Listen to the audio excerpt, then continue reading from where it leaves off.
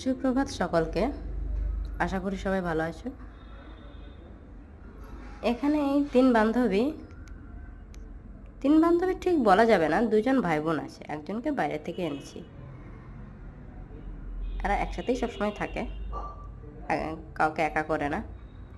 এই একটা ভালো লাগে আমার।